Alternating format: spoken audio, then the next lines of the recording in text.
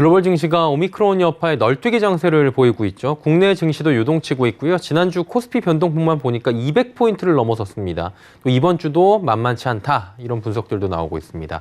이러한 롤러코스터 장세가 이어지고 있는 가운데 산타 랠리를 기대할 수 있을지 짚어보도록 하겠습니다. 증권부의 김혜영 기자 연결돼 있습니다. 나와 있습니까?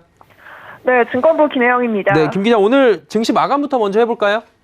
네, 오늘 코스피 지수 하락과 상승을 오가며 롤러코스터 장세를 연출했습니다. 막판 뒷심을 좀 발휘하면서 상승 마감했는데요. 오늘 코스피는 0.17% 오른 2,973선에 마감했습니다. 기관이 983억 원어치를 사들인 가운데 외국인이 매수로 전환을 하면서 지수 상승을 견인했습니다. 코스닥도 막판 낙폭을 줄이며 991선에 마감했습니다. 오늘 코스닥은 외국인과 기관이 동반 매도세를 이어가며 0.66% 하락 마감했습니다. 이제 2021년도 다 갔죠. 한 달도 안 남았는데 연말 증시 전망 지금 어떻게 보고 있습니까? 변동성 장세가 지속된다고 증권업계 보던가요? 네, 변동성 장세는 지속될 것으로 증권가는 전망하고 있습니다. 연말 산타랠리 기대감은 무색해진 상황인데요. 증권가에서는 12월 코스피는 2,800선 지지력을 바탕으로 기술적 반등이 이어질 것이다 라고 보고 있습니다. 외국인의 기한이 반갑긴 한데 연말 랠리 기대감이 아직은 좀 이르다라는 평가가 증권가의 중론입니다. 증권가에선 코스피 예상 밴드로 2,800선에서 3,050선을 제시했습니다. 호재와 악재가 현재 혼재한 상황인데요. 상승 요인으로는 오미크론의 낮은 치명률 가능성, 글로벌 공급망 차질 완화 등이 있고요. 반면 연준의 조기 테이퍼링 우려와 연말 개인 대주주의 양도세 회피 매도 물량 출회 등은 하락 요인으로 꼽힙니다. 특히 당분간 큰 변동성이 예상되는 만큼 추격 매수나 매도는 자제해야 한다는 조언입니다. 변동성에 대비하려면 경제 일정이나 이벤트 좀 알아봐야 될 텐데 주목해야 될 경제 일정 짚어주시겠습니까? 네, 오늘 14일에서 15일 미국의 연준 FOMC 회의가 열립니다. 최근 파월 연준 의장이 인플레이션 우려 속 테이퍼링 조기 종료 가능성을 언급을 했었죠. 때문에 이번 FOMC에서 테이퍼링 가속화에 대한 긴장감이 고조되고 있습니다. 테이퍼링 조기 종료와 미국의 금리 인상이 당겨질 경우 주식시장을 압박할 가능성이 상당한데요. 다만 오미크론 변이가 변수입니다. 오미크론이 경제에 미치는 영향이 클수록 연준의 행보도 늦춰질 수 있다라는 분석이 나오고 있습니다.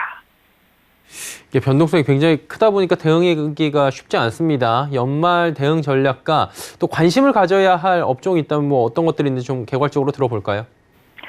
네, 코스피 2,800선에서는 단기 트레이딩 측면에서 매매 전략 구사가 가능하다라고 증권가에서는 보고 있습니다.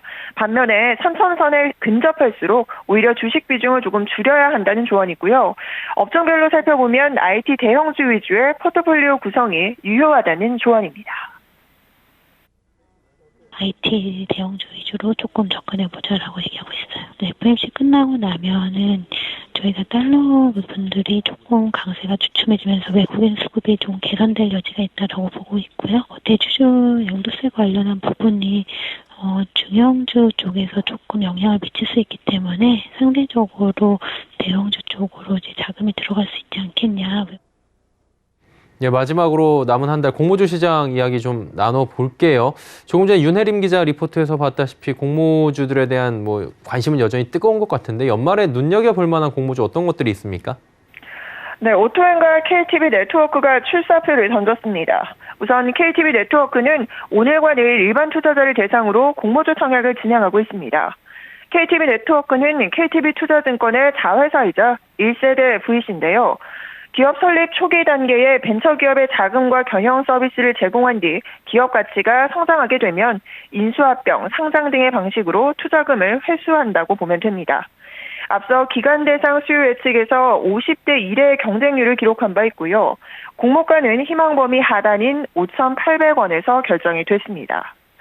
이어서 살펴볼 부분은 오토앤입니다. 오토앤은 현대자동차 사내벤처에서 출발한 기업입니다. 브랜드별 자동차 관련 제품과 서비스를 판매하는 플랫폼인데 빌트인 공기청정기, 차량용 보호필름 등 신차 옵션 제품 등을 판매하고 있습니다.